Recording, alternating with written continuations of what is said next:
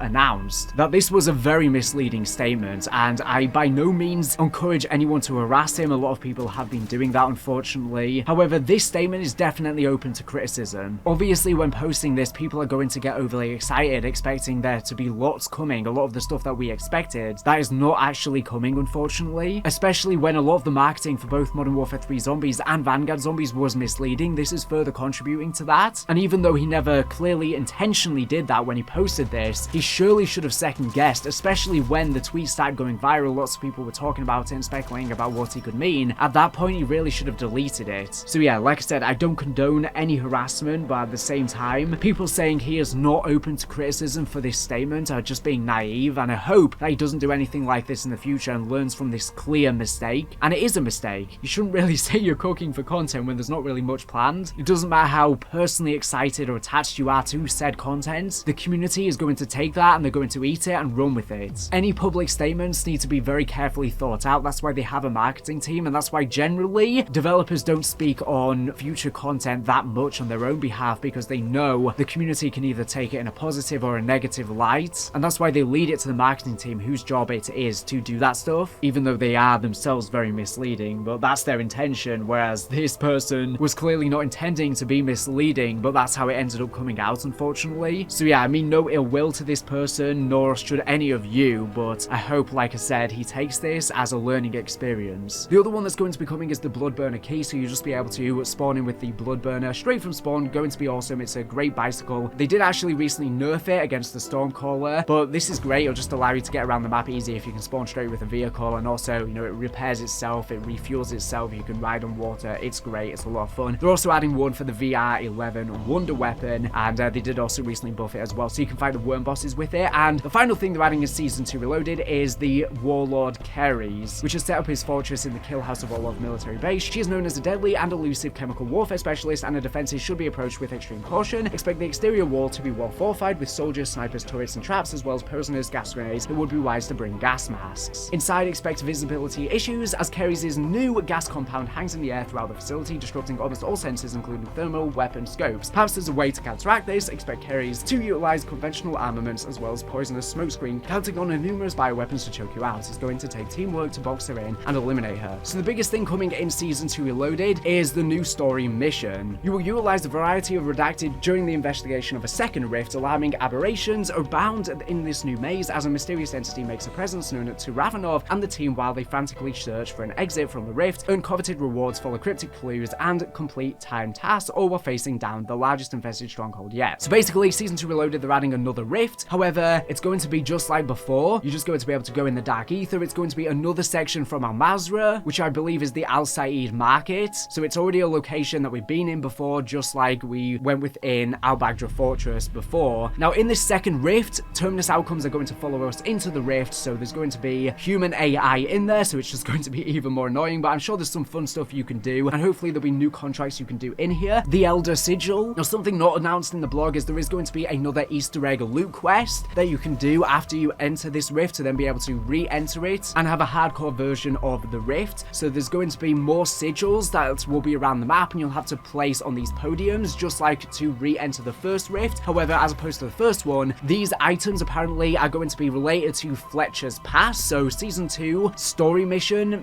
maybe is going to feature Fletcher as a main focal point, and we're going to see more about the entity again as well. I'm interested to find out about her, whether she is Samantha Maxis or not, and how she's connected to Ava Jansen. So yeah, we'll find out more about Fletcher. Of course, we know he worked on Terminus Island, which seems to be Richtofen's island, where he had the Requiem heads and strike team apprehended at the end of Cold War Zombies, and it seems like this will be one of the launch maps in COD 2024 Zombies. So there's going to be a lot there, so we'll collect items from his past, place them on these podiums, re-enter the rift just like before. I assume the schematics that you're able to unlock will once again be within the Dark Aether in this new rift zone when you re-enter it, just like within Season 1. It does seem like in this mission we're going to be rescuing Fletcher himself, and he might serve as a protagonist now, maybe going behind our back and betraying us, but he might in the meantime still be giving us reliable information, and we might just take him in and interrogate him, similar to Ava. For example, we might question him about Ava herself. It is possible that in this mission Fletcher will turn on Viktor Zakhaev, because it seems like he's just been using him as a pawn the entire time for the Ethereum canisters, and he sees him as just an idiot, and it's possible that he was just using Zakhaev for his own agenda this entire time. Maybe he was working on behalf of Eddie Richtofen or his son, so I could totally see him give lots of information on Zakhaev, either to try and clear his name or for his own reason. Now, in regards to Season 3, like I said, Season 3 is rumored to release on April 3rd, and we don't have much leaked for Season 3. However, apparently, once again, there's going to be another rift that'll open up. Now, it's rumored that this new mission is going to come in Season 3 Reloaded once again, so it's possible that just like Season 2, there's going to not be much at launch for Season 3, and it's all going to come in Season 3 Reloaded. However, now that there's been lots of criticism of Season 2, they might not want to repeat that again, and they might try and spread it out a bit. For example, at the start of Season 3 is when they might add the new story mission, but then the Easter egg to then re-enter the rift might then come in Season 3 Reloaded, if that makes any sense. Interestingly, the picture for this new story mission showed Ravenov in his chamber, and that means he'll probably be featured in the cutscene. As to how he ties into Fletcher, we're not sure. Maybe he's the one who interrogates him, but in Season 1's cutscene, we saw that Ava prophesized killing him, so will he die in this cutscene? We're not sure if that hallucination was real or a foreshadowing. He will most likely be commanding the mission into the Dark Aether though. Now, like I said, Season 2 Reloaded's rift is going to be based around Fletcher and collecting items from his past, but it seems like there's going to be another Dark Aether rift in Season 3, but this one's going to be more related to Ava Jansen. Now, we saw within the Season 1 trailer that Ava was about to enter the rift, and I'm sure she's going to go in there at some point, and it seems like she'll be a character that's going to be physically on the map during this story mission, just like within the first few acts, and it seems like this is going to revolve around cleansing relics, and apparently there's going to be a champion boss. We don't know what this is, but like I said, Treyarch said they're not adding any new bosses, so it's possible this might just be a buffed version of a boss that's already in the game, such as an Abomination or Mimic. Apparently, within the Season 2 story mission, the Season 2 Reloaded one with Fletcher, the final boss for that is going to be a Mimic that that has an EMP effect, so it might just be a larger mimic or maybe just one with